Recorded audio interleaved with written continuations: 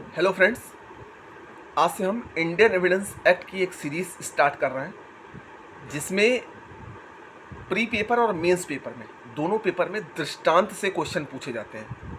जो धाराओं के नीचे जो दृष्टांत दिए उससे क्वेश्चन होता है और अधिकतर ये डाउट होता है कि ये दृष्टांत किस सेक्शन का है। तो इसी का मैं आपको तरीका बताने वाला हूँ कि आपको कैसे समझना है। जैसे देखिए दृष्टांत है कि खा को पीट कर उसकी हत्या करने का अभियुक्त है का या खा या पास खड़े लोगों द्वारा जो कुछ भी पिटाई के समय या उससे इतने अल्पकाल कुछ समय पूर्व या पश्चात कहा या किया गया था कि वह उसी संव्यवहार का भाग है, वह सुसंगत तथ्य है।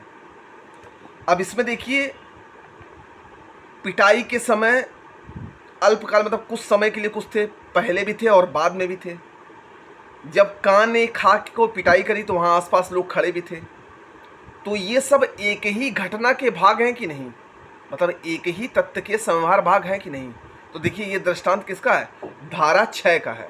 तो धारा 6 क्या था, एक ही संव्यवहार के भाग होने वाले तथ्यों की सुसंगति। इस दृष्टांत से आपको समझ में आ रहा होगा। देखिए का एक पत्र में जो एक पत्र व्यवहार का भाग है अंतर्विष्ट अपमान लेख के लिए खा पर वाद लाता है, जिस विषय से अपमान लेख अद्भुत हुआ है उससे संबंध रखने वाले पक्षकारों के बीच जितनी चिट्ठियां उस पत्र व्यवहार का भाग हैं जिनमें वह अंतर्विष्ट हैं वे सुसंगत तथ्य हैं, चाहे उनमें वह अपमान लेख स्वयं अंतर्विष्ट हो न हो। अब का एक पत्र में जो एक पत्र व्यवहार का भाग है खा पर वाद लाता है।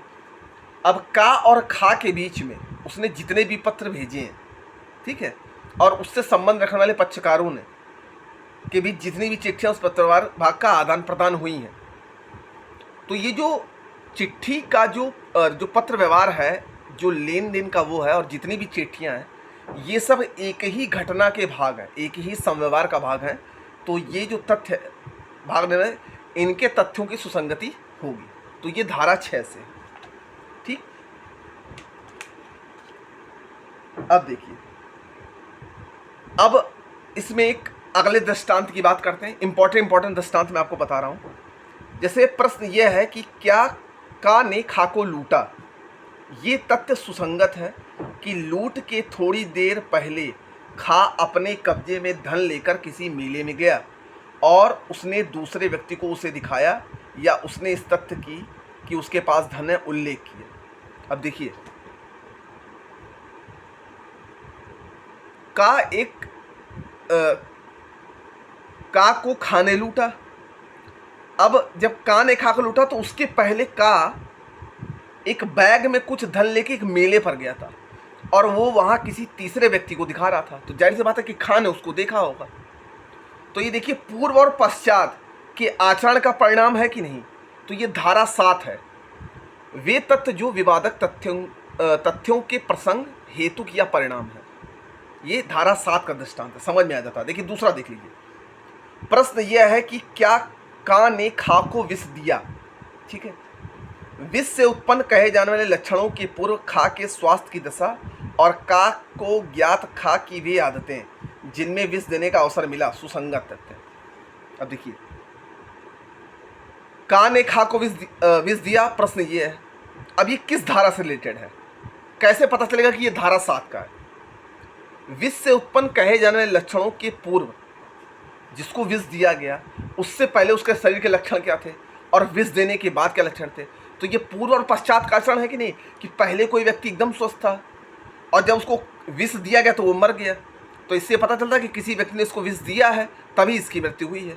तो ये पूर्व और पश्चात का क्या है, परिणाम है। तो ये धारा 7 का दृष्टांत है, ठीक। अब देखिए अगला दृष्टांत।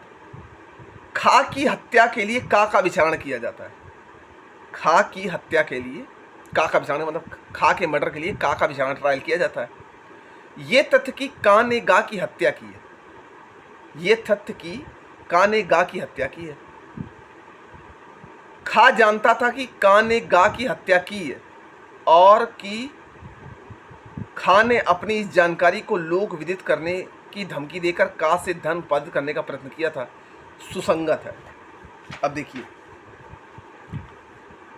खा की हत्या के लिए का ट्रायल किया जाता है।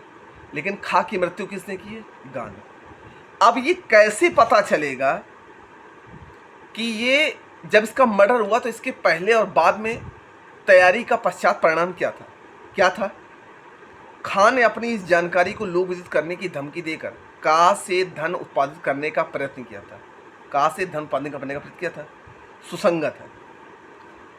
अब देखिए अगला, विष द्वारा खा की हत्या करने के लिए का ट्रायल किया जाता है। यह तथ्य सुसंगत है कि खा की मृत्यु के पूर्व का ने खा को दिए गए विष के जैसा विष उपाप्त किया था। ठीक है, तो ये क्या है? हेतु तैयारी पूर्व पश्चात का परिणाम। हेतु तैयारी पूर्व पश्चात का परिणाम है। तो ये धारा 8 का दृष्टांत है। ठीक, तो आज के लिए मैंने 3 दृष्टांत को बताया है। इसको आप पढ़िएगा, दृष्टांतों को देखिएगा। अगर समझ में नहीं आता है तो कमेंट बॉक्स में कमेंट जरूर करिएगा। मैं अब आपको अगले वीडियो मिलूंगा अगले दृष्टांत के साथ और बताऊंगा तरीका कि किस तरह पकड़ा जाएगा कि ये किस सेक्शन से है। ठीक है, थैंक यू।